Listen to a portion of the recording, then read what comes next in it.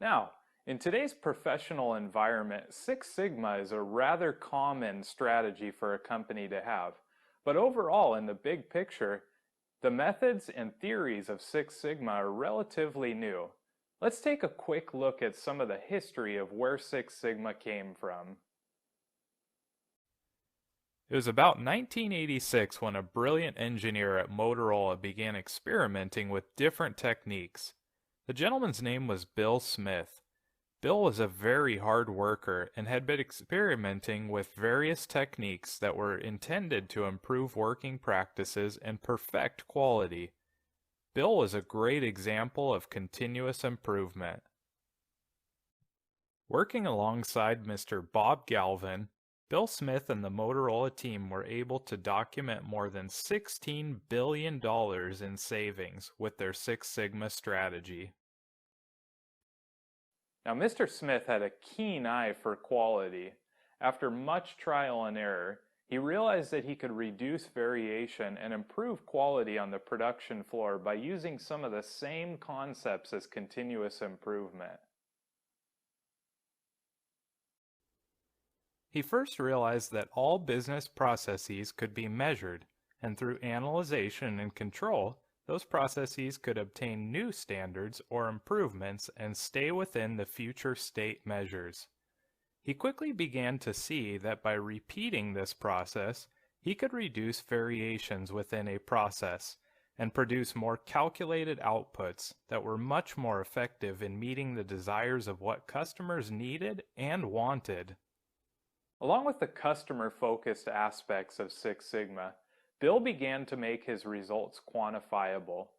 It was at this time that he realized that by measuring current state gaps and other various aspects of Six Sigma projects, that he could prove his results through using numbers and quantifiable means. As you probably already know, quantifiable results are based heavily on documented numbers. Because of this concept, buy-in from everyone in an organization is very important. When data and quantifiable results are used, you cannot guess or assume. You must show quantifiable facts before any opinions are assumed. Along with making results quantifiable in Six Sigma, one other principle that's very important to the various aspects of Six Sigma are the definition of roles and responsibilities.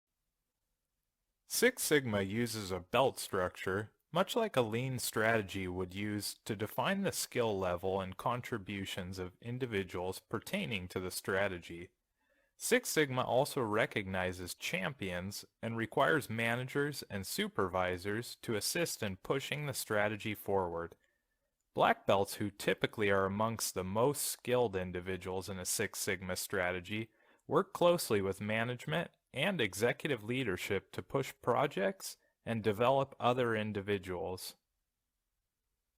The term Six Sigma comes from a statistical background. Sigma refers to the variance of the mean average of an event. This is where the idea that three measures of variance on either side of the mean average would just about capture every potential activity.